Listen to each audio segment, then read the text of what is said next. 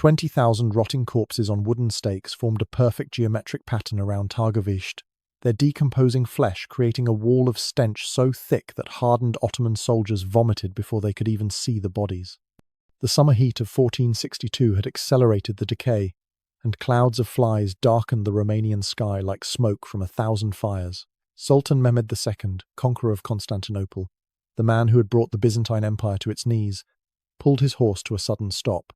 His generals watched their undefeated leader's face drain of colour as he took in the sight before him.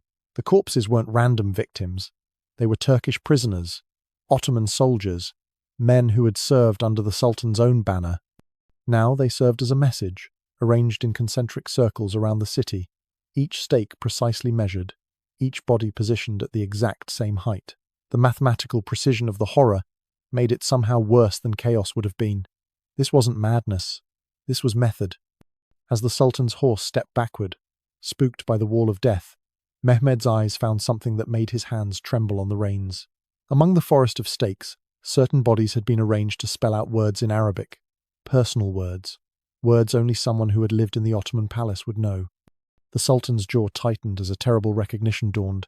He knew exactly who had done this, and more terrifyingly, he understood why. How did a Christian prince educated in the Ottoman court transform into humanity's most methodical torturer? And why did every stake, every scream, every calculated cruelty follow the same obsessive pattern?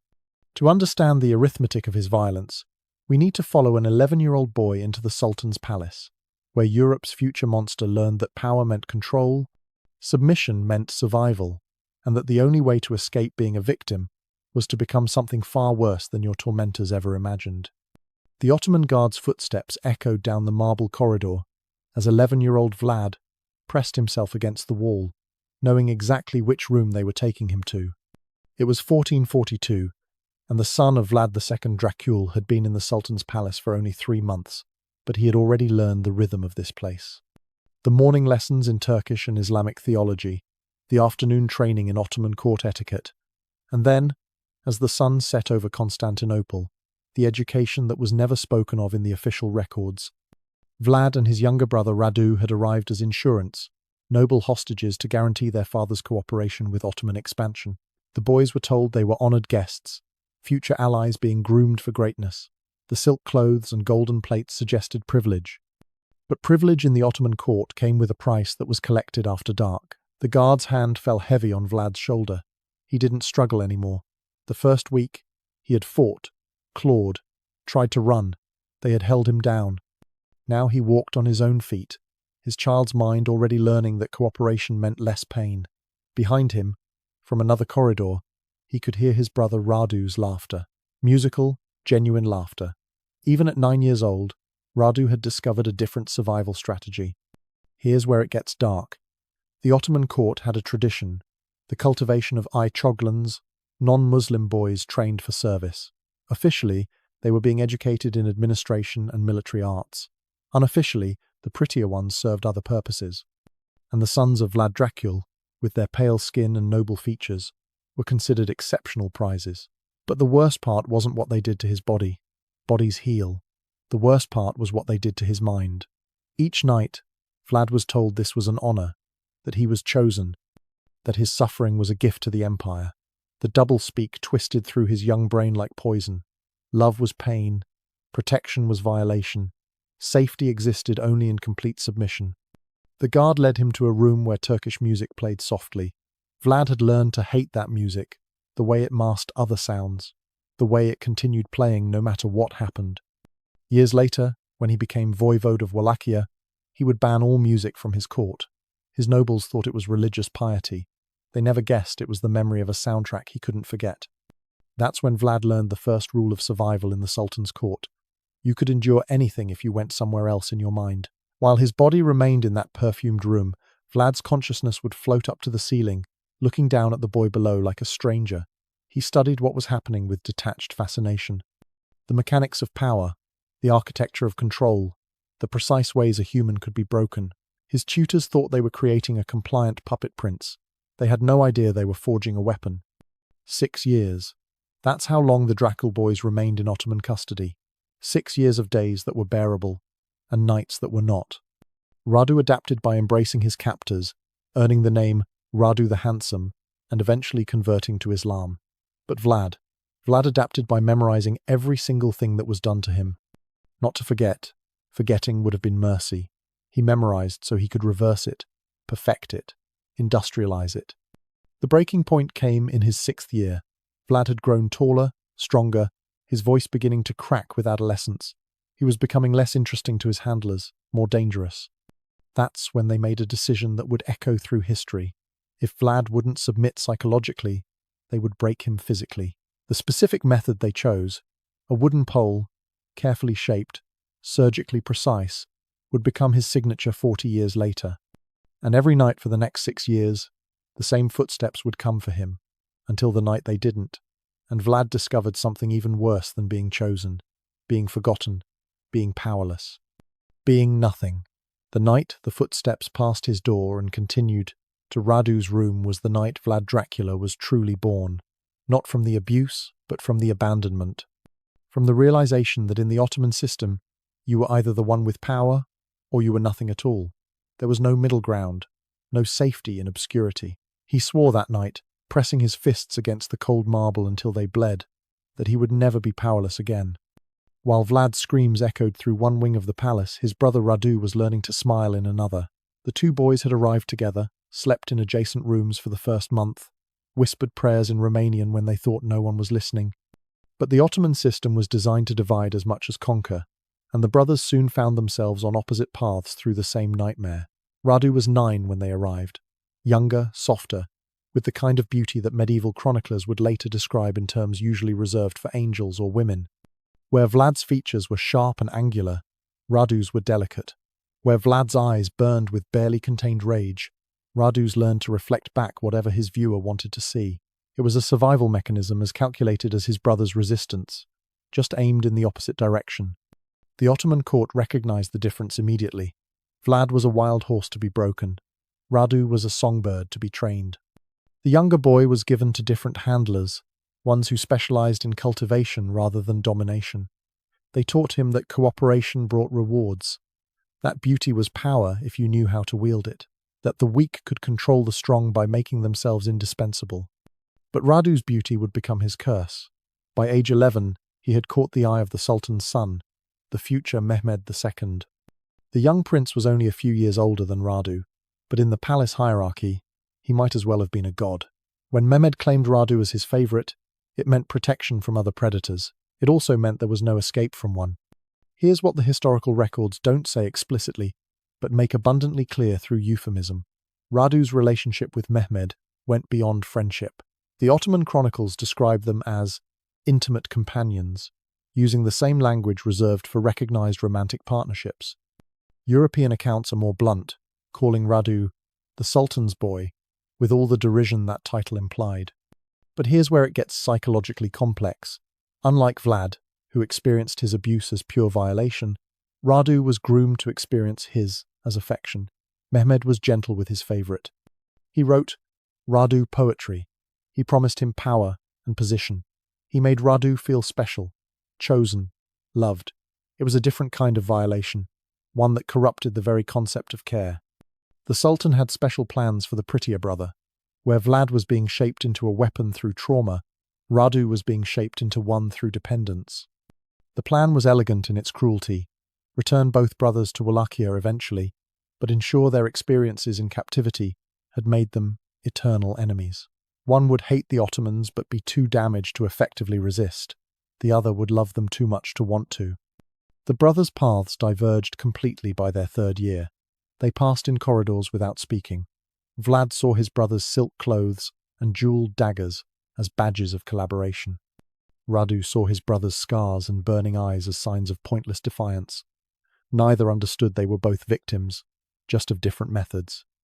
The psychological split between brothers became a chasm when their father was murdered in 1447. Vlad, now 16, took the news as confirmation that trust was weakness. He began planning his escape, his revenge, his future kingdom built on fear. Radu, 13 and deep in Stockholm Syndrome, took it as confirmation that his Ottoman family was his only real family. He clung tighter to Mehmed, converting to Islam and taking the name Radu Bey. The worst part? Modern psychology tells us Radu's response was completely normal. Children who experience abuse from caregivers often develop trauma bonds that feel like love. They mistake intensity for intimacy, control for care. Radu wasn't weak for adapting this way. He was a child whose survival depended on believing his abuser's version of reality. But Vlad would never understand this. To him, Radu's adaptation was betrayal of the highest order.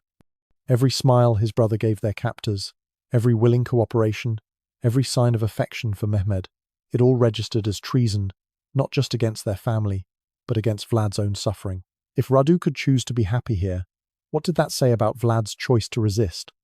Years later, when the brothers met on the battlefield, Vlad would see in Radu's eyes not hatred, but something far worse: pity. Radu, by then a successful Ottoman general, looked at his older brother's cruelty and saw not strength but sickness. He pitied Vlad for being unable to move past their shared trauma, for turning his pain outward instead of transcending it. That pity would drive Vlad to heights of cruelty his brother could never imagine, because in the end, Radu had found a kind of peace in surrender, while Vlad had found only rage in resistance. And rage, as history would prove, was a much more powerful fuel for transformation. The carpenter presented Vlad with 50 different stake designs, each one precisely calculated for maximum suffering. It was 1459, 3 years into his second reign as voivode of Wallachia, and Vlad had summoned the best woodworkers in the kingdom for a special commission. They thought they were being asked to build fortifications. Instead, they found themselves in a workshop that would become history's most methodical torture laboratory. Vlad ran his fingers along each prototype, testing the wood grain, measuring the circumference, calculating angles with the focus of a master architect. The craftsmen watched their prince work, unsettled by his intensity. This wasn't the casual cruelty of a tyrant. This was obsession elevated to art form. Too sharp, Vlad said, rejecting a stake with a pointed tip. The penetration must be gradual. Death must take days, not hours. He picked up another, running calculations in his head. The diameter here, it needs to increase by degrees. Each inch must bring new sensation. The dulled point wasn't an accident. It was the entire point.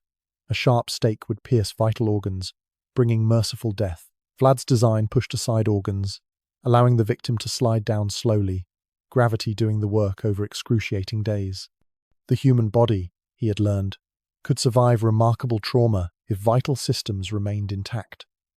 It was knowledge gained through personal experience, now reversed into method. But that wasn't even the worst part. The worst part was the oil. Vlad insisted each stake be soaked in oil, not for preservation but for smoothness. He remembered fiction being worse than puncture. He remembered the false gentleness that preceded agony. Every detail of his torture devices recreated sensations burned into his child's memory, but from the position of control rather than helplessness. The workshop filled with stakes of varying sizes, thin ones for women and children, thick ones for warriors and nobles, medium ones for merchants and priests. But the angle of entry revealed something even more disturbing. Every stake was designed to enter at precisely the same trajectory, the same angle, the same careful violation Vlad had memorized through repetition in the Sultan's palace. Here's where it gets dark. Vlad didn't just supervise construction. He insisted on testing. Criminal prisoners were brought to the workshop, and Vlad personally oversaw each impalement, making notes like a scientist. Too fast, too steep. Adjust the base width, reduce the taper. His advisors thought he was ensuring suffering. They didn't realize he was ensuring accuracy, recreating with mathematical precision his own violations. The craftsmen noticed their prince's breathing changed during these sessions. It became shallow, rapid, like a man in the grip of memory. His eyes would glaze, looking through the victim to something else, somewhere else. Sometimes he would whisper in Turkish, "Neh," words the craftsman didn't understand, but that made Vlad's hands shake with rage. But the angle of entry revealed something even more disturbing. Vlad had discovered that a stake inserted at a specific angle could avoid all major blood vessels while maximizing nerve contact. The victim would feel everything but bleed little. They would remain conscious for days, experiencing each millimeter of penetration. It was expertise that could only come from intimate knowledge of the sensation. The mass production began once Vlad perfected his design. Forests were cleared to create stakes. Blacksmiths forged metal caps for the bases to prevent splitting. Oil merchants found themselves with mysterious orders for gallons of specific viscosity. An entire economy of suffering sprang up around one man's need to reverse his helplessness. But Vlad's innovation went beyond the physical. He created a bureaucracy of impalement. Specific crimes warranted specific stake sizes. The angle of display communicated different messages. Arrangement patterns told stories.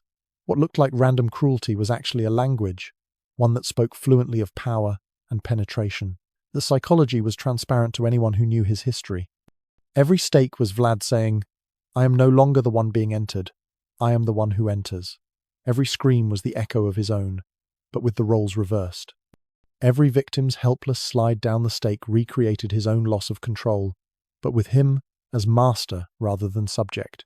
And when the first Ottoman prisoner saw the stake prepared specially for him, he whispered a single word that made Vlad smile for the first time in years. The word was kazukla, Turkish for impaler. The prisoner recognized the technique. He knew it from the palace, from the special punishments reserved for the most resistant slaves. He understood, in that moment of horrified recognition, that the student had not just learned, but perfected his teacher's methods. Vlad leaned close to the prisoner's ear and whispered back in perfect Turkish, "I learned from the best." Then he gave the order, and the forest of stakes began to grow, each one a monument to memory made manifest. The village woman didn't know that her adultery trial wasn't really about her crime. It was about Vlad's memories. She stood before the voivode's throne in Targovisht, accused of betraying her merchant husband with a travelling blacksmith. In any other medieval court, she might have faced banishment or public humiliation, but this wasn't any other court, and Vlad Dracula's justice had its own arithmetic. "You broke sacred bonds," Vlad said, his voice carrying an edge that made his counselors shift nervously. They had seen this mood before. It meant the prince was somewhere else, someone else, judging present crimes through past wounds. You took what was given in trust and corrupted it with your base desires. The woman tried to explain her husband's coldness, the blacksmith's kindness, the loneliness of her marriage, but Vlad wasn't listening to her words. He was hearing other voices, remembering other violations of trust. In the Sultan's palace, they had spoken of sacred bonds too, of honor through submission, of trust corrupted by resistance. "Bring the special stake," Vlad commanded, and his guards knew exactly which one he meant. The inventory of his torture implements included a subset reserved exclusively for women who had committed sexual crimes. These were different from the others, heated before use, shaped with particular cruelty, designed to make a specific point about female sexuality and its consequences. The red-hot stake wasn't just for punishment, it was for purification, Vlad explained to his horrified court. The heat would cauterize as it penetrated, sealing the corruption inside. The woman's screams would be a lesson to every wife, every daughter, every female who thought their bodies were their own to command. But really, it was a lesson to a young boy who had once believed his body was his own, only to learn otherwise. Here's where the psychology becomes transparent. Vlad's treatment of women revealed the deepest scars of his captivity. In the Ottoman palace, he had been feminized, made passive, turned into a receptacle for others' desires. His masculinity hadn't just been challenged, it had been systematically destroyed and rebuilt in a shape that served his abusers. Every scream reminded him of sounds he'd tried to forget. But here's the disturbing part. They also satisfied something in him. When women suffered for sexual crimes, Vlad wasn't just punishing them. He was punishing the part of himself that had been made feminine, made weak, made penetrable. Each female victim was a proxy for his own violated younger self. The gendered nature of his punishments followed a precise pattern. Male criminals might be impaled, but it was clinical, efficient. Female sexual criminals faced elaborate rituals. Their stakes were heated. Their bodies were exposed. Their suffering was theatrical. Vlad would often force their families to watch, making fathers and husbands complicit in the violation, just as he had been forced to be complicit in his own. The woman's adultery trial continued with Vlad, asking increasingly personal questions. Had she enjoyed her sin? Had she sought it out? Had she corrupted the blacksmith? Or had he corrupted her? The questions had nothing to do with justice, and everything to do with Vlad's need to understand agency and violation. As a child, he had been told he was complicit, that his body's involuntary responses meant consent. Now he needed to pass these same impossible distinctions in others. But that wasn't even the worst part. The worst part was what happened to women who showed no shame. Those who stood defiant, who refused to beg, who maintained their choices were their own, they faced special attention. Vlad would supervise their punishments personally, studying their faces as they broke, waiting for the moment defiance turned to desperation. It was the same progression he had experienced, and he needed to see it reflected back to know he wasn't alone in his fall. The Ottoman system had taught him that female sexuality was dangerous, corrupting, something to be controlled absolutely. But it had also taught him that anyone could be made female through sufficient force. The stakes he reserved for women weren't just about punishing feminine sexuality, c.e. They were about punishing the possibility of becoming feminine, of being made weak, of losing control.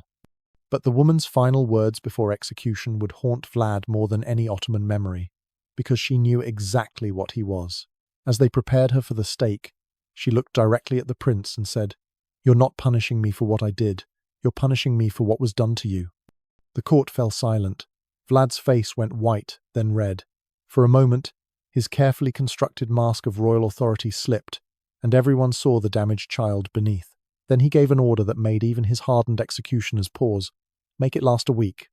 As they led her away, Vlad realized with growing horror that if a simple adulteress could see through him so clearly, what did his enemies see? What did Radu see? What did the Sultan see when reports of his cruelties reached Constantinople? The thought drove him to even greater extremes, as if enough blood could finally wash away the stain of recognition. The servant set Vlad's dining table among 1,000 impaled men, positioning his chair so he could watch their faces while he ate. It was Easter Sunday, 1459, and the Prince of Wallachia had decided to celebrate the resurrection of Christ by dining in a garden of the dying. The table gleamed with silver plates and crystal goblets, an island of civilization in an ocean of agony. "Closer," Vlad commanded, gesturing to a stake where a boyar merchant writhed. "I want to see his eyes while I eat." The servants, long past questioning their prince's proclivities, repositioned the table until Vlad could have reached out and touched the victim's feet. Around them, the moans of the impaled created a symphony of suffering that seemed to improve Vlad's appetite. The feast had been planned for weeks, not the food. That was secondary. The arrangement was what mattered. Vlad had personally selected each victim, positioning them like dinner guests who couldn't leave. Turkish prisoners formed the outer ring, corrupt boyars made up the middle. And closest to his table, within intimate conversation distance, were those who had personally wronged him. The wine wasn't the only red liquid on the table. Blood from the fresher impalements had pooled on the ground, mixing with the spring mud to create a crimson carpet. Vlad's boots squelched through it as he walked among his guests, pausing to observe interesting developments in their deterioration. Sometimes he would adjust a stake's angle, the way a host might straighten a crooked place setting. Here's where it gets psychologically revealing. Vlad didn't dine among the dying for simple sadism. This was communion in the most literal sense, a sharing of substance, a ritual of transformation. In the Ottoman palace, he had been forced to witness others' pleasures while experiencing his own degradation.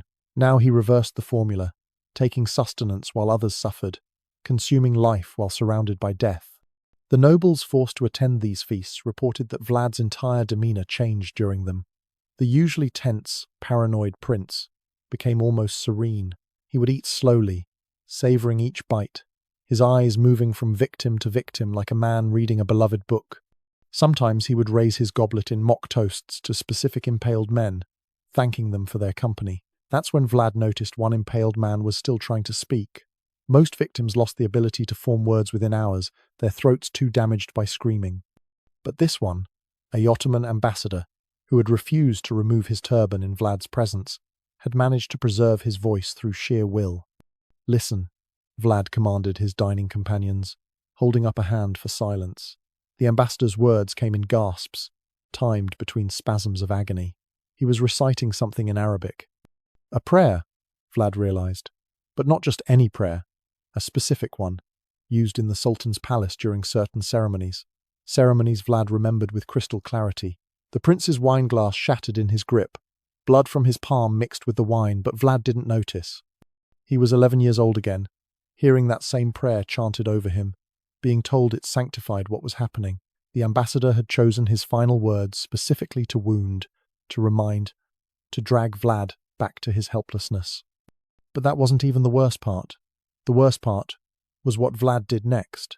He ordered the ambassador carefully removed from his stake, not out of mercy, but to prolong the possibility of speech. He had him cleaned, his wounds treated just enough to extend life, and then re-impaled at a different angle, one that would allow him to continue speaking for days. "Sing for me," Vlad commanded in perfect Turkish. "Sing the songs from the palace." All of them. And for the next 3 days, as Vlad held feast after feast beneath the dying man, the ambassador was forced to recreate the soundtrack of Vlad's abuse. Each song brought back memories. Each memory demanded new victims to dilute it. The communion aspect deepened as the feasts continued. Vlad began timing his meals to victims' final moments, matching his consumption to their expiration.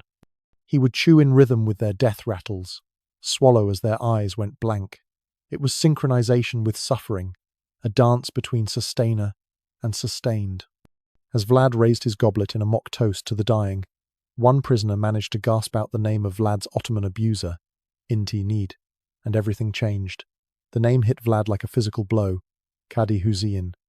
The judge who had overseen his education, who had first explained why submission was holy and resistance was sin, a man Vlad had tried to forget existed. The feast ended abruptly. Vlad overturned the table, sending plates crashing among the steaks. He gave orders that made his generals exchange worried glances. Prepare a special steak, the largest ever made. Send envoys to Constantinople with a specific message.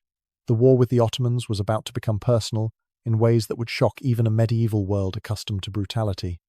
The Turkish prisoner laughed when he saw the goats approaching. He had no idea they were Vlad's favorite torture instruments.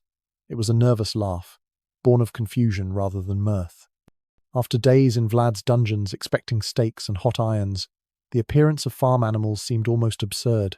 3 goats, led by a peasant boy, their bells tinkling innocuously in the morning air. "Are we to be farmers now, voivode?" the prisoner asked, trying for bravado. He was a janissary captain, one of the Sultan's elite soldiers, trained from childhood to show no fear. But something in Vlad's smile made his voice crack on the last word. Vlad circled the prisoner, who was bound to a tilted wooden frame, his feet elevated and bare. "You were trained in the Devshirme system, yes? Taken as a boy, like I was?" The prince's voice was conversational, almost friendly. "Then you understand the value of starting gently." The salt wasn't for seasoning, it was for sensitivity. Vlad personally oversaw as servants washed the prisoner's feet with warm water, almost tenderly, then coated them with a thick layer of coarse salt. The janissary watched with growing unease as the goats were led closer, their heads turning eagerly toward the salt smell. "In the palace," Vlad continued, running his finger along the wooden frame, "they taught us that pleasure and pain were separated by the thinnest margin. That laughter could become screaming with just a small adjustment in pressure." He nodded to the handlers, who released the goats. The first licks were almost pleasant. The goats' rough tongues rasped against the salted skin, tickling more than hurting. The janissary actually did laugh then, genuine surprised laughter at the absurdity of it.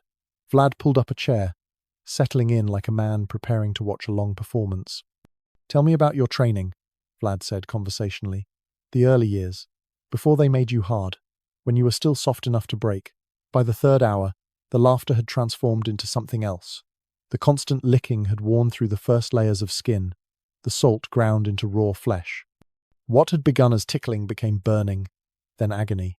The goats, oblivious to the damage they caused, continued their patient work, their tongues now tasting copper along with salt. But that wasn't even the worst part. The worst part was Vlad's focus during these sessions. He would lean forward in his chair, studying every micro-expression on the victim's face. The progression fascinated him, the exact moment when sensation overwhelmed the nervous system's ability to process it as pleasure. It was a threshold he remembered crossing himself, and he needed to see it happen to others to confirm it was real. "In the palace," Vlad said, as the janissary's laughter turned to gasps. "They had a special room, silk cushions, perfumed oils, everything soft and gentle. That's where the worst things happened, because gentleness, sustained long enough, becomes its own kind of violence." The janissary tried to pull his feet away, but the frame held him immobile. The goats, patient as only animals can be, followed every twitch and movement.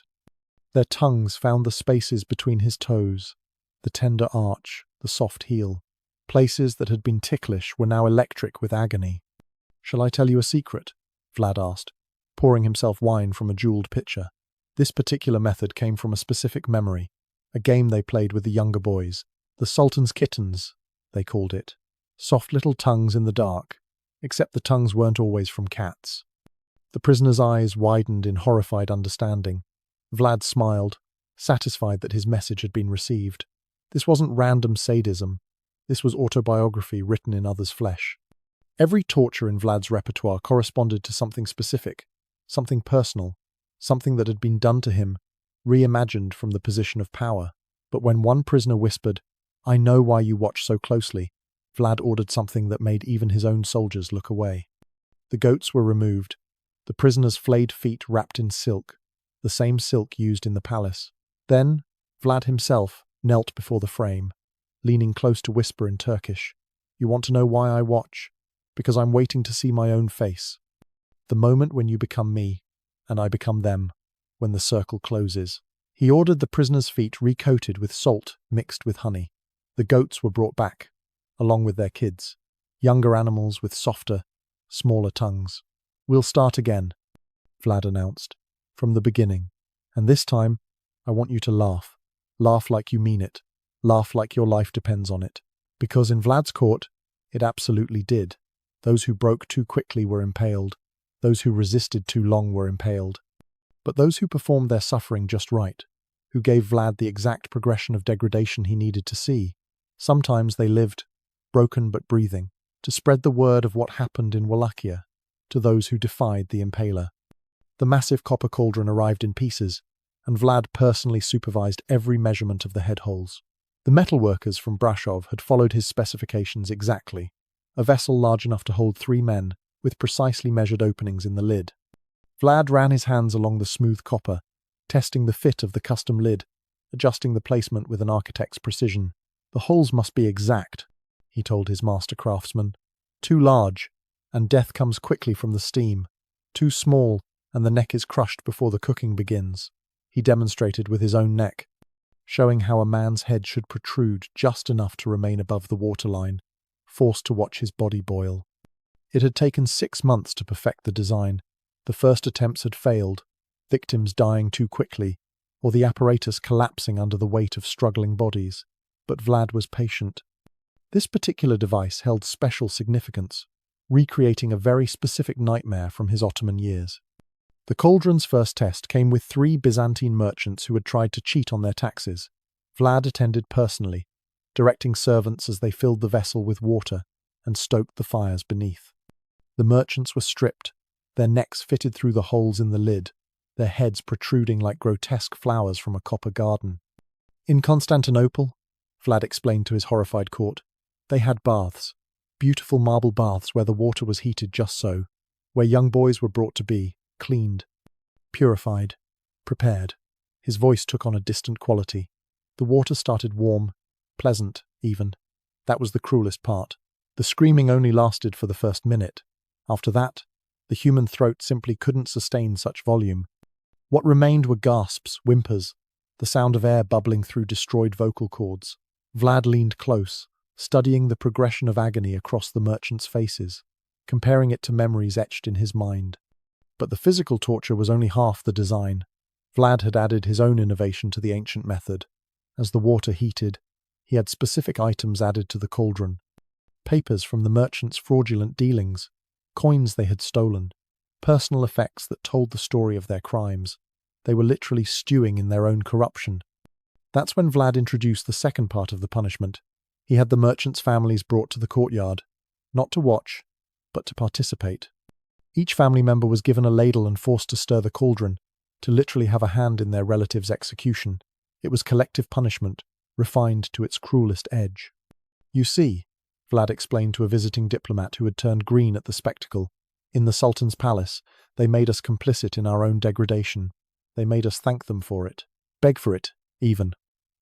Every person who stirs this pot understands that sensation now." Here's where it gets truly dark.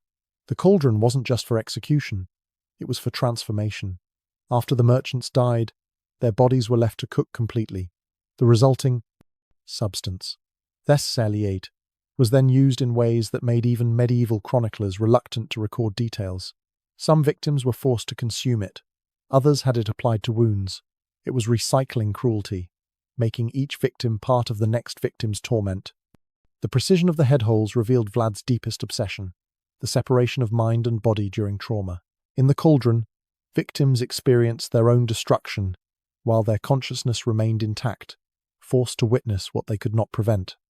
It was exactly how Vlad had learned to survive, by floating outside himself, watching his own violation as if from a great distance.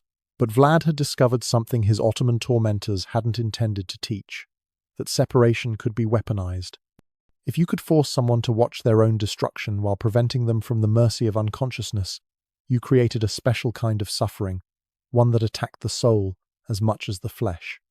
The cauldron became Vlad's preferred method for those who had betrayed trust, corrupt priests who had violated their vows, wives who had poisoned husbands, officials who had sold secrets, always crimes of intimacy corrupted, always punishments that forced the criminal to marinate in their own betrayal. As the 300th victim was lowered toward the boiling water, he looked directly at Vlad and spoke the words that would accelerate the prince's final madness. "I know you, Kazikli Voivoda. I was there, in the marble halls. I held you down, while—" The recognition hit Vlad like lightning. This wasn't just any Ottoman prisoner. This was one of them. One of the guards from the palace, older now but unmistakable. One of the hands that had held him. One of the faces that had watched. The cauldron suddenly seemed insufficient. No torture could balance those scales. Vlad ordered the man pulled from the cauldron half-cooked, kept alive through careful tending, then subjected to every torture in his arsenal. But nothing satisfied. Nothing equaled. The man died after weeks of agony, but Vlad felt no resolution. Only emptiness and rage. Always rage. The mother held her baby close, not knowing that Vlad's order would transform her protective embrace into the instrument of death. She was a boyar's wife who had spoken against Vlad's taxes in the market square, Ima, a small defiance that in any other reign might have earned a fine or brief imprisonment. But Vlad had heard her words, and worse, he had heard others agreeing with her. In his arithmetic of power, public dissent equaled private rebellion, and rebellion was a contagion that required the strongest medicine. "You spoke of hunger," Vlad said from his throne, his voice carrying that particular stillness that made his courtiers step back. "You claimed my taxes would starve your children. Let us explore the true meaning of hunger." The woman clutched her infant tighter, but her defiance remained. She was nobility, however minor, and believed that even Vlad's cruelty had limits when it came to her class. She would learn, as so many learned, that the Impaler's traumas recognized no boundaries of rank or reason. The guards separated them, Vladid, mother and child, but only temporarily. Vlad's orders were specific and horrifying in their precision. The woman was confined without food, but with water.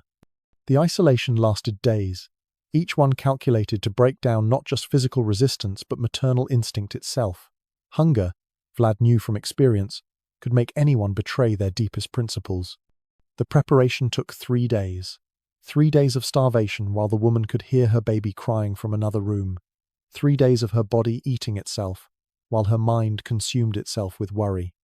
When they finally brought her child back to her, she wept with relief, not understanding this reunion was the beginning, not the end, of her torture. Here's where Vlad's particular genius for cruelty revealed itself. He didn't force anything immediately. Instead, he had food brought to the woman, rich, aromatic stews that filled the chamber with the smell of meat and spices. But each dish contained something specific, something tailored, something that only she would recognize when her hunger-destroyed judgment finally let her taste it.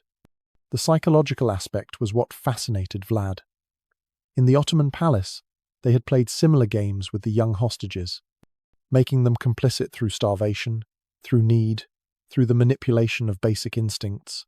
They had learned that a hungry enough person would do anything, accept anything, become anything, even betray themselves in ways that would haunt them forever. When she realized what she was eating, the familiar weight, the recognizable texture despite the cooking, her scream echoed through the castle like nothing human. But here's the truly disturbing part. She had already swallowed, already digested, already become complicit in the very act that destroyed her soul. Just as young Vlad had been made complicit in his own violation through his body's involuntary responses, The horror of maternal cannibalism went beyond simple cruelty. It struck at the fundamental bonds of human society. The mother-child relationship was considered sacred, even in an age of casual brutality. But that's exactly why Vlad chose it. In the Sultan's palace, they had shattered his sacred bonds: the family, innocence, bodily autonomy.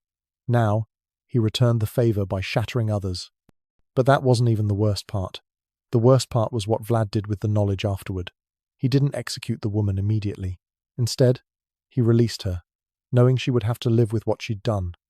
She became a walking reminder of how far human degradation could go, how completely a person could be broken and yet remain technically alive. The incident created a new form of terror in Wallachia. Physical torture was one thing, off to gaze. People understood that, could prepare for it mentally. But this psychological warfare, this corruption of the most basic human bonds, created a different kind of fear. The fear that Vlad could make you betray not just your political loyalties, but your very humanity. Modern psychology recognizes this as one of the deepest forms of trauma, being forced to violate one's own core identity. The mother didn't just lose her child, she lost her sense of herself as a protector, as a human being capable of love without consumption. It was exactly the kind of identity destruction Vlad had experienced when his childhood self was systematically violated and remade. Her final curse before dying didn't target Vlad. It targeted someone whose name made him seize with rage. "Radu," she gasped with her last breath. "Your brother Radu knows what you are. He pities you." It was random, desperate, pulled from court gossip about the Impaler's complicated relationship with his Ottoman allied brother, but it hit Vlad's deepest insecurity. The idea that Radu, beautiful, successful, beloved Radu, pitied him was unbearable. Pity implied understanding. Understanding implied vulnerability. Vulnerability was the one thing Vlad had spent his entire adult life trying to destroy. The woman died not knowing her words would spark a new campaign of terror, each act trying to prove that he was beyond pity, beyond understanding, beyond the weak child Radu remembered. Every morning for 3 years, the golden goblet sat by the fountain, and every morning Vlad checked to ensure his test of terror was working. The cup wasn't just any treasure. It was Byzantine gold, inscribed with holy verses, worth more than most peasants would see in a lifetime. Yet it sat unguarded in Târgoviște's central square, free for the taking, a gleaming temptation that no one dared touch. "Look at it," Vlad would tell visiting merchants, gesturing to the goblet that caught the morning sun. "In Constantinople, such a treasure would last minutes. Here, it has lasted years. Do you know why? The merchants always knew why. Everyone in Wallachia knew why. The cup was bait, and the fish that bit would find themselves on stakes. But the goblet meant more to Vlad than a simple demonstration of his subjects' fear. It was a test of whether terror could accomplish what his family couldn't, create an inviolable space where precious things remained untouched. As a child, nothing had been inviolable. Not his body, not his dignity, not his brother's loyalty. The cup was his proof that he had transcended that helplessness. The ritual around the goblet was precise. Each dawn, Vlad would walk to the fountain himself, sometimes still in his nightclothes. He would lift the cup, check its weight, examine it for fingerprints or scratches. The townspeople would pretend not to watch, but everyone did. They knew their prince's mood for the day could be gauged by how long he held the goblet, how carefully he examined it. One morning, the cup had moved an inch, just an inch, so slight that only someone who studied its position obsessively would notice. But Vlad noticed. He stood frozen by the fountain, his knuckles white as he gripped the goblet. The square emptied as word spread. The voivode had found something. Someone was going to die. Probably many someones. "Bring me everyone who passed through the square last night," Vlad commanded. His voice was calm, which terrified his guards more than rage would have. Calm Vlad was calculating Vlad, thinking Vlad, the Vlad, who designed tortures like an artist, designing masterpieces. The entire village held its breath as Vlad investigated. He questioned hundreds: merchants, guards, prostitutes, priests. He examined the ground around the fountain for footprints. He had the goblet checked for oils from human skin. He applied the same obsessive attention he brought to stake design, to torture choreography, to the architecture of suffering. But here's the fascinating part. The goblet hadn't actually been touched. A cat had brushed against its base while hunting mice. The tiny displacement that sent Vlad into investigative overdrive was nothing more than an accident of nature, yet he couldn't accept this. In his world, everything had meaning. Every violation had a violator. Every movement had intent. The investigation revealed Vlad's deepest paranoia. He wasn't really looking for a thief. He was looking for proof that his power was absolute, that fear could create the inviolable space his childhood had lacked. The cup was him, golden, valuable, exposed, yet untouchable. Any hand that reached for it was reaching for him, violating him, reducing him back to that helpless child in marble halls. He began leaving other objects around the city: silver plates, jewelry, weapons, each one meticulously positioned, each one checked daily. Targovishte became a museum of untouched treasures, a city where valuable things sat in plain sight because the consequence of taking them was worse than any poverty.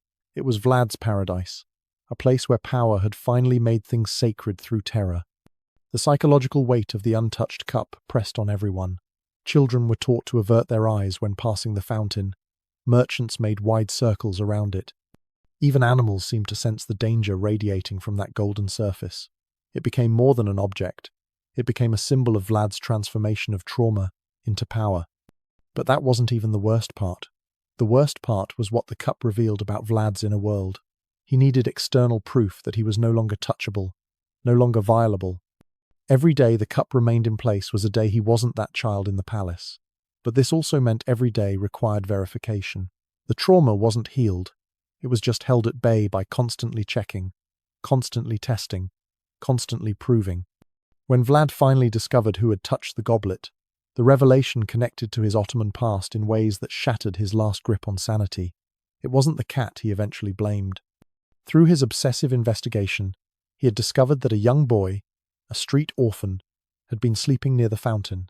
The boy was beautiful, Vlad's guards reported nervously, foreign-looking, with features that reminded everyone of Radu, Vlad whispered, staring at the child they'd brought before him. The boy looked nothing like his brother, really. But in Vlad's fracturing mind, every beautiful child was Radu. Every untouched innocent was himself before the touching. Every potential victim was a chance to rewrite history. He didn't kill the boy. That would have been merciful by Vlad's standards. Instead, he made him the goblet's guardian, chained by the fountain, forced to protect the very thing that had drawn suspicion to him. It was Vlad's perfect solution, inato, turning potential violator into protector, just as he had transformed from violated into violator. The circle closed, and the madness deepened. Sultan Mehmed II had conquered Constantinople, but the wall of impaled corpses outside Targovishte made him pull his horse to a stop. The summer heat of 1462 shimmered off the Romanian plains, carrying with it a stench that made seasoned warriors gag behind their face-cloths.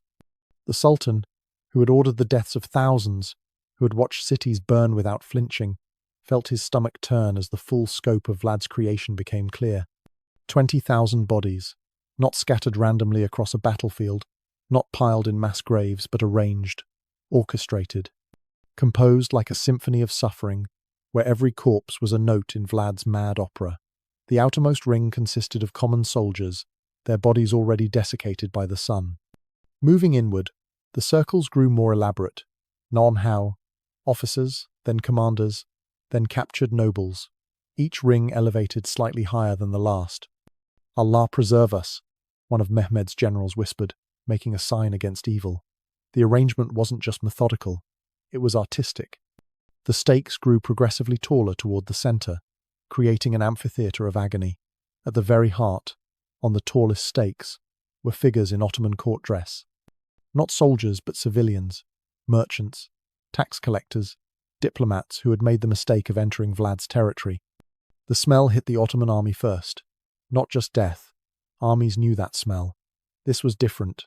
This was decomposition at various stages, creating layers of stench. Fresh blood from the newest victims, the sweet rot of week-old corpses, the dry dust of the fully desiccated. It was an olfactory timeline of suffering that told the story of Vlad's campaign without words. But smell was only the beginning. The sounds were worse. Most of the impaled were dead, but Vlad had timed his newest additions carefully. As the Ottoman army approached, they could hear moaning, gasping, the creak of wood as bodies still capable of movement tried futilely to ease their agony. It created a choir of suffering that seemed to welcome Mehmed to Wallachia. That's when Mehmed recognized the arrangement pattern. The geometry wasn't random, it was familiar. The concentric circles, the progressive elevation, the specific spacing between bodies. It was the exact arrangement of the Ottoman court during certain ceremonies. The ceremonies where young hostages were presented, where boys like Vlad and Radu had been displayed before the court's appetites. He remembers, Mehmed said quietly, and his generals were shocked to hear something like fear in their sultan's voice. He remembers everything. The recognition went deeper than just arrangement. As they rode closer, close enough to see faces despite the horror, Mehmed noticed the positions. Each impaled figure was arranged in a specific pose. Some with arms outstretched in supplication, others bent backward in submission, others in positions that made even hardened soldiers look away. They were poses Mehmed recognized from his youth, from his father's court, from the education of Christian hostages. Here's where it gets truly disturbing. Among the forest of stakes, certain bodies had been preserved with salt and oils to prevent decay. These weren't random selections. As Mehmed's horrified recognition deepened, he realized these were people he knew. Ottoman nobles who had participated in the hostage system, guards who had worked in the palace. Even, and this made Mehmed's hands shake, several eunuchs from the harem where young boys were prepared. But that wasn't even the worst part. The worst part was the centerpiece of Vlad's grotesque garden. On the tallest stake, dressed in Ottoman finery, was a figure that made Mehmed order his army to halt. It wasn't clear if the man was alive or dead. At that height, in those clothes, with that positioning, it didn't matter. What mattered was what he represented. It was an effigy of the Ottoman system itself, impaled and displayed like the ultimate conquered enemy. The message was clear. Vlad hadn't just defeated an army. He had symbolically reversed his entire childhood. Every stake was a response to violation. Every corpse a declaration that the violated had become the violator. The geometric precision spoke of years of planning, of trauma transformed into methodology, of a broken child reassembling himself into an architect of nightmares. Mehmed's advisors urged advance. They had superior numbers. Targovishte could be taken. But the Sultan sat frozen on his horse, staring at the forest of death, seeing in it not just present horror but past sins. He had known Vlad as a boy, had known what was done to him, had participated in the system that created this monster, and now that monster had sent him a message written in 20,000 corpses. I remember. I survived. I transformed. As the Sultan turned his army around, he whispered 5 words about his former hostage that would seal Vlad's fate. The boy became the stake. It was capitulation and recognition combined. An admission that the Ottoman system had created its own destroyer, that in trying to break a child, they had forged something unbreakable, something that had taken their own methods and perfected them into an art form that even they couldn't face. The retreat began as the sun set, painting the stakes red in the dying light. Behind them, in his castle, Vlad watched from his highest tower. He didn't celebrate. Victory would have required his tormentors to understand their crime. Instead, they had simply fled from its consequences. The forest stood for weeks afterward, a rotting monument to trauma transformed but never transcended. The Sultan's retreat from Targovishte marked more than a military withdrawal.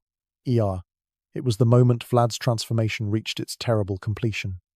As Mehmed's army disappeared into the distance, leaving the forest of stakes standing like a grotesque monument, Vlad stood on his castle walls and felt nothing. The emptiness was worse than any pain. He had spent 20 years building to this moment, crafting his revenge with the precision of a master artist, and now his masterpiece stood complete. Yet the child inside him still cowered in marble hallways, still flinched at footsteps, still bled from wounds that had scarred over but never healed. The boy became the stake, Mehmed had whispered, and in those 5 words lay a truth Vlad himself couldn't fully grasp. He hadn't defeated his trauma, he had become it. Every stake he raised was himself, penetrating others as he had been penetrated.